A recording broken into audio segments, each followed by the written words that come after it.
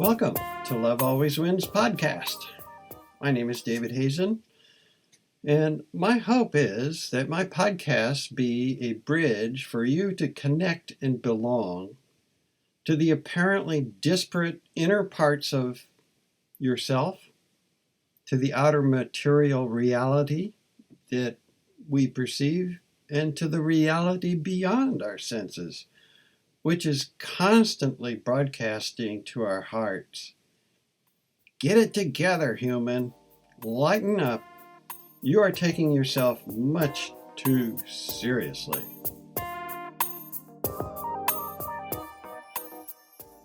Well, today I describe the recovery behavior cycle that begins with the admission that we don't have any answers for a crisis in our life, and the willingness to transcend our limiting beliefs. I believe a certain chain of events maps the progress of recovering a functional culture, whether it is within a person, a family, a neighborhood, a nation, or the entire planet. A culture that resolves conflicts without violence is a culture of peace.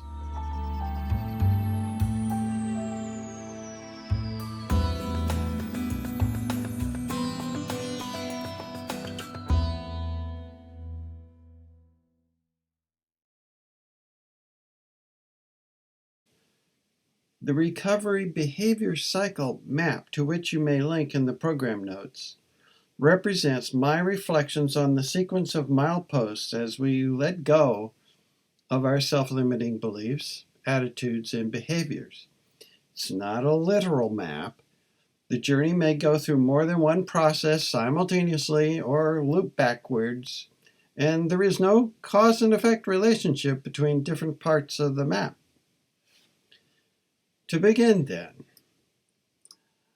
a crisis can create the pressure to admit there is a problem to which we have no answer, which leads first to confusion, then hope that we might be rescued.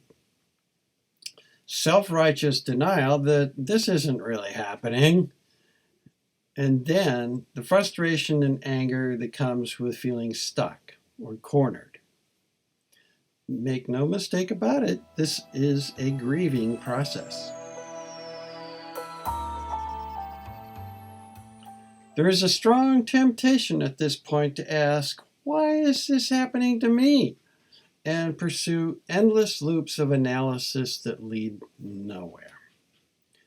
Finally, we may grudgingly open a small amount of willingness to listen, to take a peek at what might happen if we were to ask for help, or to bargain for minimal concessions on our part.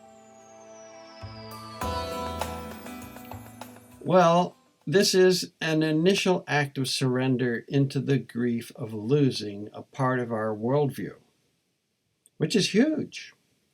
A part of us, not all of us, mind you, a part of us is preparing to fall apart and die. It may feel like we are literally leaping off a cliff into the abyss of unknown outcomes. Very similar to how we might feel the first time we look down into a pool of water from a 10-meter diving platform. I posted a link to a video in the program notes that illustrates those reactions. Really a good thing to watch. I'm sure we can all identify with it. So at this moment of surrender, it's very important that we find a peer group that has already taken that initial leap. They can encourage us to share our story and listen to theirs. That sharing develops a collective wisdom that has been known in indigenous cultures since the dawn of humanity and has been lost in our industrialized, individualistic culture. As we see the similarity between our stories and the stories we are hearing, the irony of our mutual foolishness begins to emerge in bursts of laughter and sometimes shared tears. A wisdom beyond any one person's capacity will bubble to the surface in these stories literally pop out of someone's mouth without any forethought. This kind of honesty in small, and they must be confidential, groups builds trust and intimacy. We begin to accept ourselves just the way that we are, both capable of mistakes and lovable.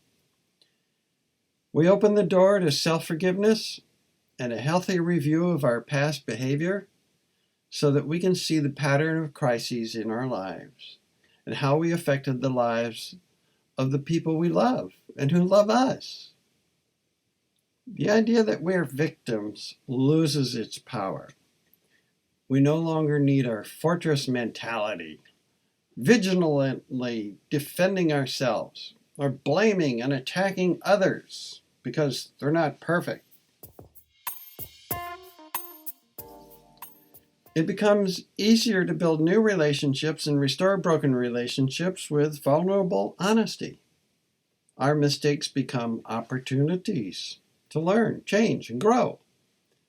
It feels good to learn how to take care of ourselves and not be obsessed with others' behavior.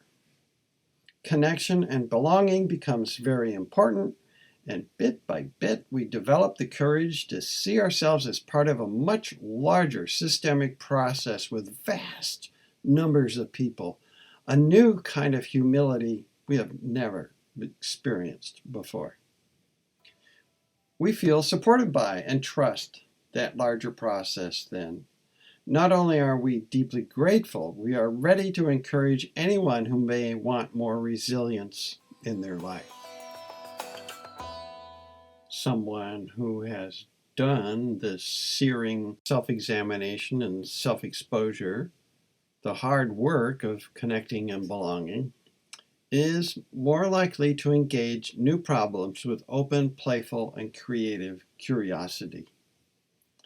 Every new crisis then accelerates progress toward a sustainable, secure, prosperous, and peaceful world for everyone. I believe there are 4 principles that will help move our journey along. 1, we release all expectations.